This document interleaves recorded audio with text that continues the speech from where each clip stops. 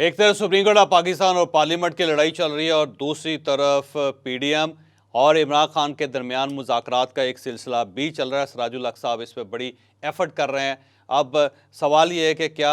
Parliament और supreme court of Pakistan की लड़ाई का नतीजा पहले निकलेगा या फिर इन मुज़ाकरात का नतीजा पहले निकलेगा। ये हम आज के व्लॉग में आपके साथ डिस्कस करेंगे।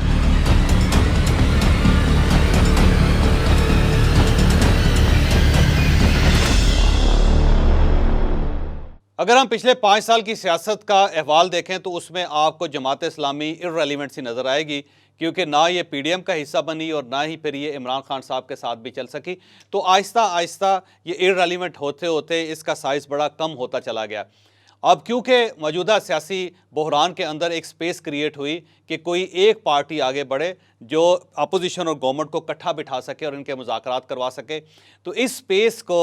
मैं अगर आज ये कहूँ कि सिराजुल हक साहब ने बड़ी अच्छे तरीके से भांपा भी और इस स्पेस को पूरा करने की भी उन्होंने ज़बरदस्त किस्म की एफर्ट की और टाइमिंग भी बड़ी ज़बरदस्त है, तो ये बात गलत नहीं होगी।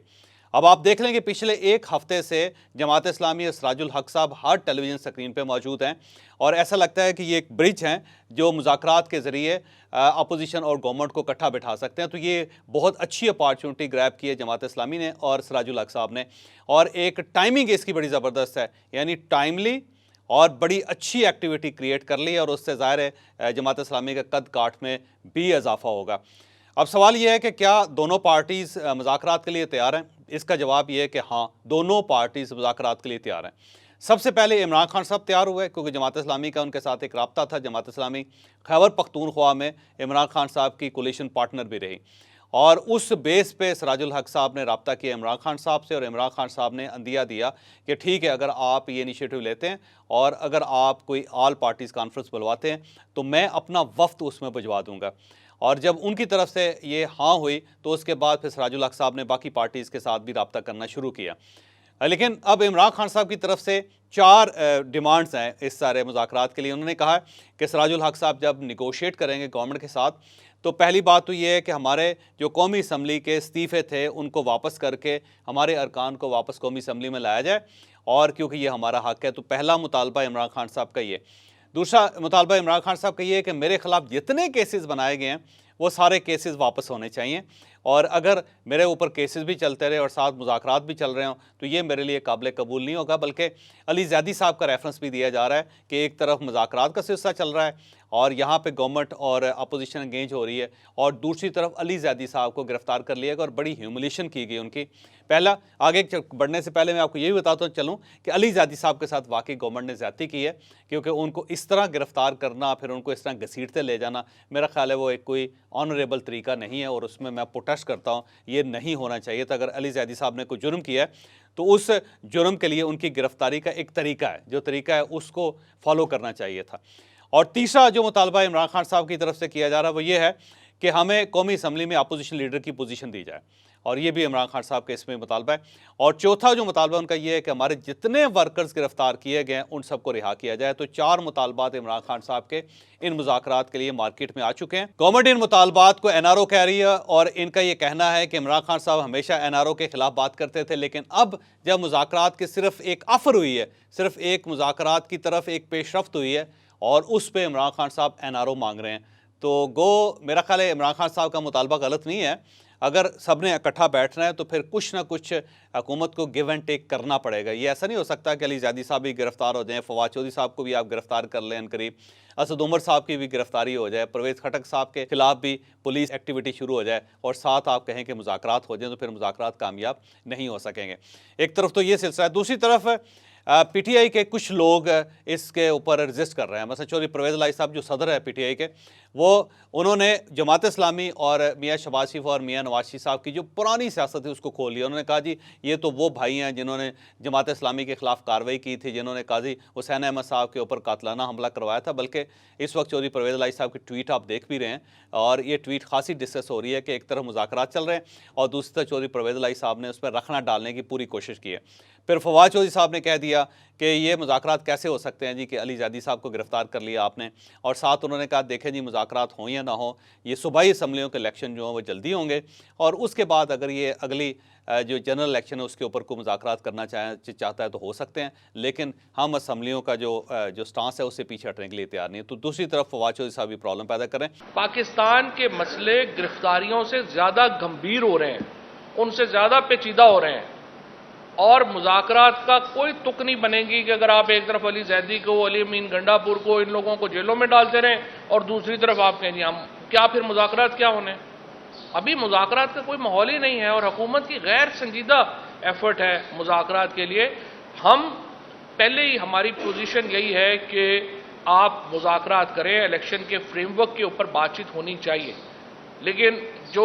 इतने गैर संजीदा माहौल में क्या बातचीत होनी है। तो अगर इस पार्टी की तरफ से देखा जाए, पीटीआई की तरफ से, तो कुछ लोग हैं जो स्पाइलर्स हैं, जो नहीं चाहते कि ये मुज़ाकरात कामयाब हों, लेकिन सेम इसी तरह पीडीएम में भी है कि पीडीएम में मौलाना फजलुर रहमान साहब नहीं चाहते कि मुज़ाकरात हों। हमारे खिलाफ फैसला देने के बाद हमें कहता है कि आप बात करें, इसका माना है कि सुप्रीम कोर्ट भी हमें ब्लैकमेल कर रहा है। पार्लियामेंट एक्ट बना रही है, अभी एक्ट बना नहीं है और आप पहले कानून उसके खिलाफ फैसला दे रहे हैं। तो पार्लियामेंट के इख्तियारात पर कब्जा, तो इलेक्शन कमीशन के इख्तियारात पर कब्जा, तो इंतजामिया के इख्तियारात पर कब्जा। अगर सुप्रीम कोर्ट इस तरह है तो फिर हम इसको अदालत कहने की बजाय एक अदालती मार्शल लॉ से ताबीर कर सकते हैं। मैं इमरान खान को पाकिस्तान की सियासत का गैर जरूरी अंसर समझता हूँ, हम इनसे मुज़ाकरात की बात करते हैं। इतनी गिर गई पाकिस्तानी सियासत, लिहाजा ये बात दिल से निकाल ली जाए कि हम इस तरह के शख्स को कहेंगे कि साहब आप बता दीजिए हम कब इंतखाब करें। तो अब मौलाना फजलुर रहमान साहब का स्टांस देखें, हाफिज़ हमदुल्ला साहब का स्टांस देखें, इधर से फवाद चौधरी साहब का स्टांस देखें, साथ आप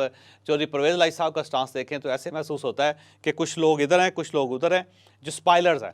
जो नहीं चाहते कि ये मुज़ाकरात कामयाब हों, लेकिन इसके बावजूद मेरा ख्याल ये है कि ये मुज़ाकरात चल पड़ेंगे और इसका कुछ ना कुछ नतीजा भी निकलेगा। क्योंकि सराजुल हक साहब ने जब इन सब के साथ मुलाकात की तो सराजुल हक साहब ने ये कहा कि अगर 1 महीने के अंदर अंदर आप लोग कामयाब नहीं होते तो फिर मैं आपको लिख कर दे रहा हूँ कि मुल्क में मार्शल लॉ लग जाए, और जब ये मार्शल लॉ लग जाएगा तो फिर अगले 6, 7, 10 साल तक हमें स्ट्रगल करनी पड़ेगी सड़कों पे जाके। तो उससे बेहतर है कि आप सब लोग बैठ के मामलात को सेटल कर लें ताकि मुल्क बहरान से निकल सके और जो आने वाला बहरान है उससे भी बच सकें। और इस पे इमरान खान साहब भी कन्विंस हैं, पीडीएम की गवर्नमेंट भी कन्विंस है कि हालात वाकई ख़राब हैं और इसका एक पीसफुल सोल्यूशन यही है कि हम सब लोग बैठ के मिल के इस मसले को हल कर लें।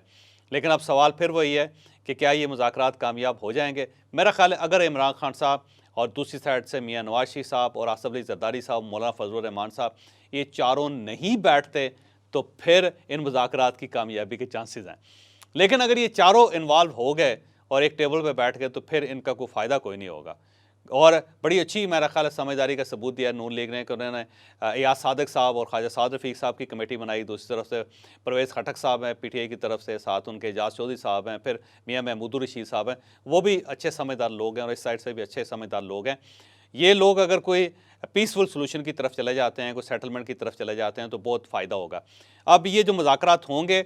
इसके पैरामीटर्स क्या होंगे, उसके पैरामीटर्स जमात इस्लामी बहुत क्लियर है। जमात इस्लामी ये कहती है कि इस साइड से गवर्नमेंट को, क्योंकि गवर्नमेंट का जो मुद्दत है वो अगस्त में ख़त्म हो रही है, तो ये अगस्त को नीचे ले आएँ, ये मई या जून में ले आएँ और ये बजट दें और उसके बाद ये घर चले जाएँ और असम्बली तोड़ दें। और दूसरी तरफ से इमरान खान साहब जो हैं वो ज़ाहिर है वो चाहते हैं कि इमीडिएट इलेक्शन हो मई के अंदर, तो ये इस तरफ से ऊपर चले जाएँ और इन बिटवीन कोई सितंबर में या फिर अगस्त के अंदर इलेक्शन करवा दिए जाएं तो वो सब के लिए फिजिबल होगा। और उसमें दोनों तरफ के जो मुतालबात हैं उनको इन ब्लैक एंड वाइट करके, उनके ऊपर बाकायदा दस्तखत करके और फिर उसको इस्टेब्लिशमेंट के साथ डिस्कस करके और सुप्रीम कोर्ट ऑफ पाकिस्तान के साथ डिस्कस करके फिर उसे एक फार्मूला बना दिया जाए। गवर्नमेंट जो है 2-3 महीनों की सेक्रीफिकेशन करेगी और इस साइड से इमरान खान साहब भी सेक्रीफाइस करेंगे 1-2 महीनों को और फिर इलेक्शन एक ही दिन होंगे। और सराजुल हक साहब इस मामले में बिल्कुल क्लियर हैं, उनका ये कहना है कि इलेक्शन एक ही दिन होने चाहिए, 2-2 अलग अलग टाइमों पे इलेक्शन होंगे तो नए बहरान पैदा करेंगे। और ये बात उनकी दुरुस्त भी है कि अगर आज पंजाब के अंदर इलेक्शन हो जाते हैं और खैबर पख्तूनख्वा के अंदर इलेक्शन हो जाते हैं तो फिर ये इलेक्शन जनरल इलेक्शंस पे भी असरअंदाज होंगे और ये जो बहरान पैदा करेंगे ये इलेक्शन, उस बहरान को समेटना इतना आसान काम नहीं होगा। तो ये अगर सराजुल हक साहब की मूवमेंट कामयाब हो गई, वो वाकई एक पीसफुल सोल्यूशन की तरफ चले गए, मुज़ाकरात कामयाब हो गए तो पाकिस्तान के लिए बहुत बेहतर होगा, जमहूरियत के लिए बहुत बेहतर होगा। और अगर ये ऐसा नहीं होता, क्योंकि ये आखिरी कोशिश है, और अगर ये आखिरी कोशिश भी नाकाम हो जाती है तो फिर पाकिस्तान में मार्शल लॉ के अलावा कोई चांस नहीं होगा, कोई ऑप्शन नहीं बचेगा। अगर हम इस मुल्क को बचाना चाहते हैं, मार्शल लॉ से भी बचना चाहते हैं, एमरजेंसी से भी बचना चाहते हैं, तो तरीका एक ही है कि ये सियासतदान अगले इलेक्शन के लिए ही सही, लेकिन कम से कम किसी एक फार्मूले पे मुत्तफिक ज़रूर हो जाएं। अगर ये हो जाएंगे तो मसला हल हो जाएगा, अगर ये नहीं होंगे तो इसके बाद कोई ऑप्शन नहीं बचेगा।